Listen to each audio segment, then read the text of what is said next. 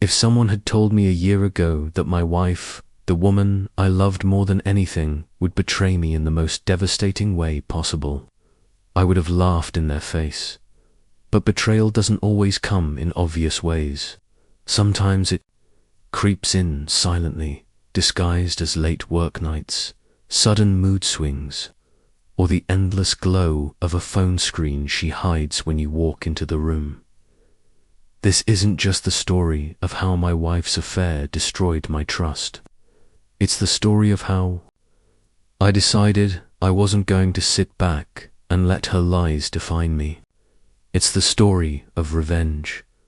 Asterisk, my name is Daniel. I'm 36 years old, and I've been married to my wife, Melissa, for nearly 12 years. We met in college. I was the quiet, hard-working, type-studying, late nights in the library, barely scraping through with coffee and determination. She was the opposite. Bright, charming, the kind of person who walked into a room and immediately became the center of it. Somehow, she noticed me. Somehow, out of all the louder, better-looking guys around her, she chose me. I still remember the night we first kissed. We were sitting on the campus lawn after a late-night movie screening, the stars spread above us like glitter. She leaned over, her perfume soft and warm, and said, "You're different, Daniel. You actually listen." That was all it took. I was gone, hook, line, and sinker. Fast forward a decade, and we had built what looked like the perfect life. A modest but cozy 2-story home in the suburbs. 2 amazing kids, Emma, 9, and Josh, 6.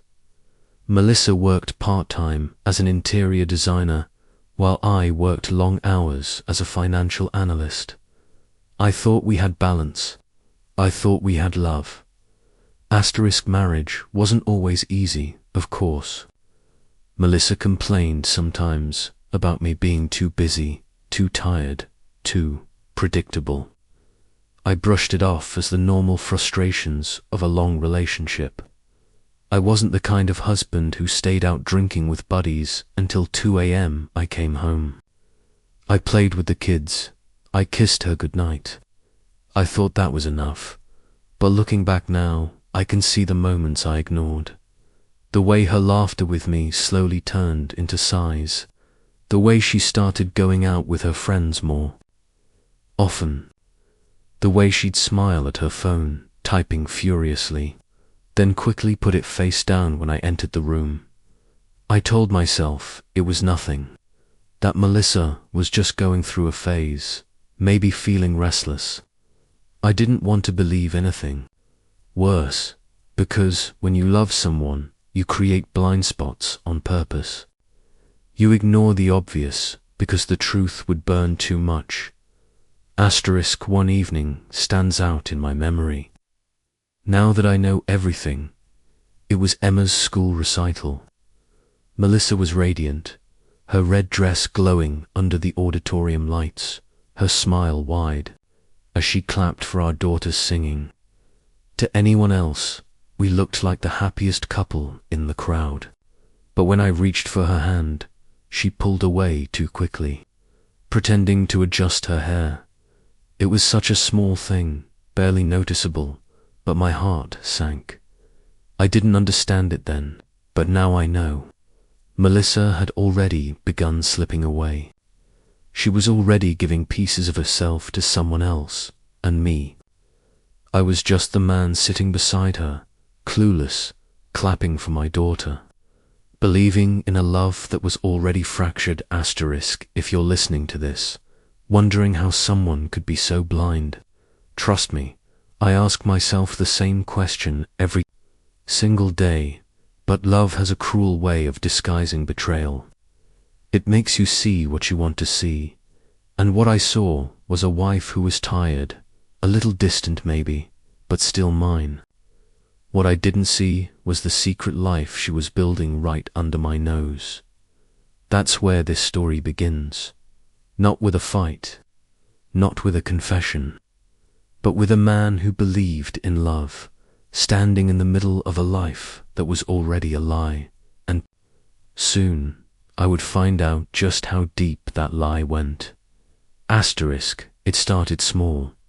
A late-night text here, an unexplained meeting there. Melissa had always been social, but suddenly she was constantly busy. "Daniel, I've got a client consultation at 7 p.m. Don't wait up for dinner," she'd say. Breezing past me in a dress I hadn't seen before, her perfume stronger, her makeup a little heavier, I'd nod, pretending it didn't sting.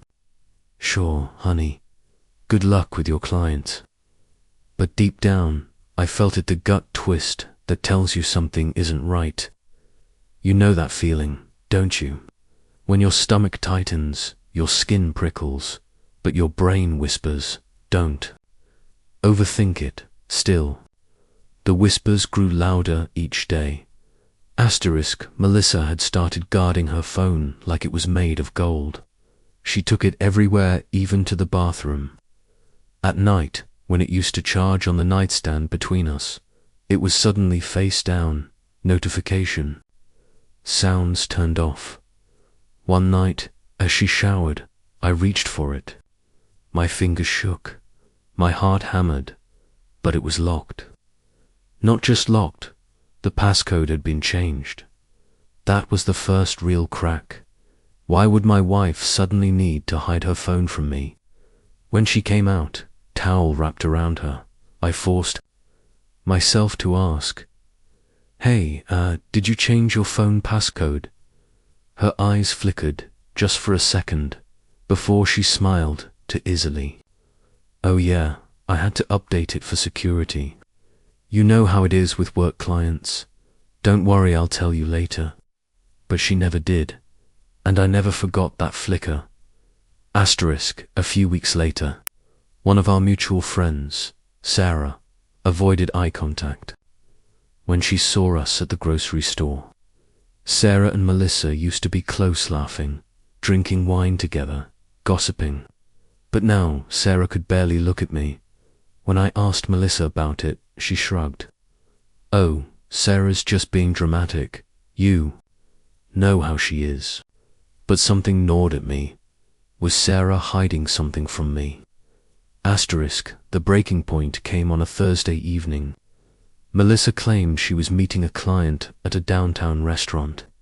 But as fate would have it, my office had just finished a big project, and my boss insisted we all celebrate with drinks at the same restaurant.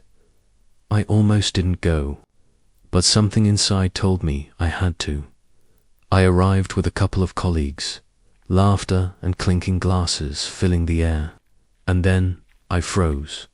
Across the dimly lit room, in a corner booth, sat Melissa. Her hair fell in waves over her shoulders, her hand resting casually, intimately over the hand of a man I didn't recognize. They were leaning close, whispering. Her smile, the one I thought belonged only to me, was shining at him. My heart dropped into my stomach. I couldn't breathe, couldn't move. Asterisk, every cell in my body screamed at me to march over there, to flip the table, to shout her betrayal to the whole restaurant. But I didn't. I just watched. My hands clenched around my glass so hard I thought it would shatter. My colleagues laughed beside me, oblivious. I couldn't even taste the drink in my hand. All I could taste was the bitterness of betrayal. She kissed his cheek before leaving. She kissed him. That was the moment everything I thought I knew about my life collapsed. Asterisk, I didn't confront her that night. I needed proof. If I accused her, she'd deny it, gaslight me, make me feel crazy. So I became someone I never thought I'd be. A detective in my own marriage. The next week, when she claimed she had another client dinner, I followed her. My palms sweated as I trailed her car 2 blocks behind. Sure enough, she wasn't headed downtown. She parked outside a small boutique hotel on the edge of the city, And then he appeared. The same man, tall, dark-haired, with an arrogance in the way he carried himself. They kissed openly in the parking lot before disappearing inside. My heart pounded so loud, I thought the whole world could hear it. I sat in my car, gripping the steering wheel until my knuckles turned white. Every second she spent inside that hotel felt like a knife twisting deeper into my chest. Asterisk, asterisk, hours later. Melissa came home, slipping into bed beside me like nothing had happened. Her perfume was different, heavy, not the one she usually wore. Late meeting, I asked quietly. She froze, just for a second. Then she smiled, that fake, practiced smile. Yeah, sorry, it went long. Go back to sleep. But I couldn't sleep. Not that night. Not any night after. Because now I knew the truth. The woman I had built a life with, the mother of my children, was living a double life. Asterisk, here's the cruel part. Even after all this, a small part of me wanted to believe I was wrong. That maybe it was just a fling, a mistake, something temporary, but another part of me, dark, raw, furious, was already beginning to whisper. She destroyed you. Now it's time to destroy her. And that's when the seeds of revenge began to take root. Asterisk, after that night. I couldn't sleep. I'd lie awake, staring at the ceiling, listening to the sound of Melissa's breathing beside me. Every inhale felt like a lie. Every exhale a betrayal. Sometimes, in the darkness, I wanted to shake her awake and scream, "How could you do this?" to me, but I stayed quiet. Because anger is loud, but revenge whispers. And I knew if I was going to destroy her, I had to be patient. Asterisk, during the day, I wore a mask. I smiled at the kids, went to work, paid the bills, and pretended everything was normal, but inside I was hollow. I'd glance at Melissa across the dinner table, and my chest would tighten. She'd laugh at something our son said, her eyes crinkling with fake warmth, and all I could see was her in that hotel lobby kissing him. I kept asking myself, was any of it real? The love, the vows, the years, or was I just a fool in her game? The more I thought, the darker I became. Asterisk. Everyone needs someone to talk to when their world collapses. For me, it was my old friend, Mark. We met for beers one evening. At first, I didn't want to say anything. Shame burned in my chest. But the words spilled out like poison. "Mark, she's cheating. I caught her." A hotel, a man. He froze, his jaw tightening. "Are you serious? Melissa, no way." "I wish I was lying," I whispered. Mark slammed his fist against the table. "You can't let her get away with this, Daniel. You've given her everything. If she thinks she can humiliate you like this, she's wrong." And that was the spark I needed. Asterisk, one night, I stood in front of the bathroom mirror, staring at myself. My reflection looked broken, pale skin, hollow eyes, lines of exhaustion etched into my face. And then I whispered to myself, "You're not the victim anymore. You're the storm." That was the moment I decided I wasn't going to confront her. I wasn't going to beg. I wasn't going to cry. I was going to plan. And when the time came, she'd never see it coming. Asterisk, the first step. Collect evidence. I needed everything. Texts, photos, dates, times, proof of her betrayal. So I installed a tracking app on her phone when she carelessly left it charging one. Morning now, every time she worked late, I knew exactly where she was. Every ping of that tracker was like a dagger, but it also fueled my fire. I began documenting everything in a hidden folder on my laptop. Screenshots, GPS logs, hotel receipts I later pulled from our shared credit card statements. Bit by bit, I was building her coffin. Asterisk, the hardest part was pretending. "Melissa, how was your meeting?"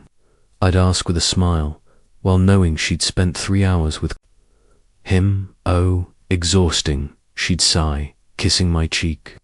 "You know how clients can be." I'd nod, swallow my rage, and force a chuckle. "I bet." And all the while, the plan sharpened in my mind like a blade being honed. Asterisk, at night, I'd lie awake, imagining all the ways I could ruin her. Should I expose her in front of our kids? Should I leak the evidence to her family? Should I confront the man she was with, destroy his life too? The possibilities ran wild in my head. Some nights, I imagined screaming at her in front of everyone she loved. Other nights, I imagined walking away, letting her rot in guilt. But walking away felt too merciful. No, she needed to feel what I felt.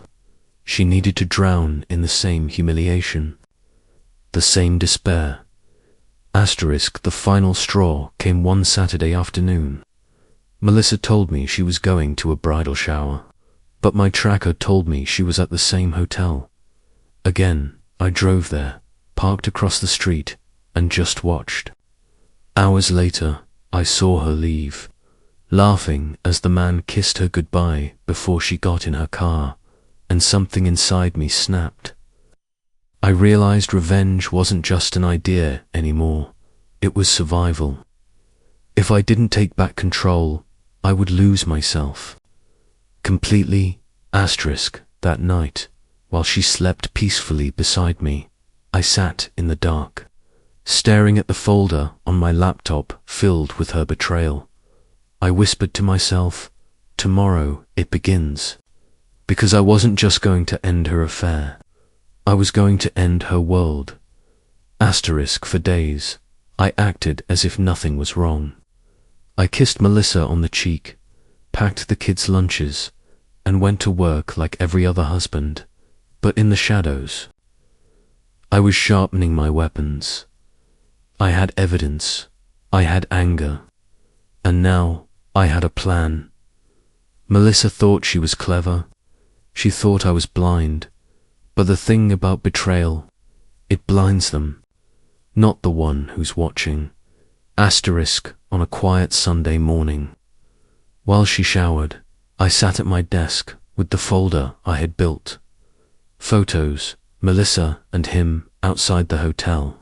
Screenshots, her texts, last night was perfect. Can't wait to see you again locations. GPS pings, showing her lies in real time. Receipts, hotel bills, always paid with our joint credit card. It was ironclad, no excuses, no denials. A betrayal carved in digital stone. I compressed it all into a neat little file, and I named it Melissa's Truth. Zip. Asterisk, I didn't want a private confrontation, no, that was too easy. Melissa had humiliated me in secret. I would humiliate her in the light, so I planned it for her birthday. She wanted a big family dinner, her parents, siblings, our kids, a few close friends. She imagined being celebrated, cherished, loved, but what she didn't know was that it wouldn't be a birthday party. It would be her funeral. Asterisk, the night before the party. I sent a series of anonymous emails. Each one contained the file Melissa's Truth. Zip. Recipients, her parents, her siblings, her best friend, even her boss at work. Subject line, the truth. About Melissa. I sat there, my finger hovering over the send button. For a second, I hesitated. My heart pounded, my palms sweaty, and then I clicked. Whoosh. Emails sent. No going back. Asterisk, her birthday arrived. She wore a red dress, her hair curled, her smile wide.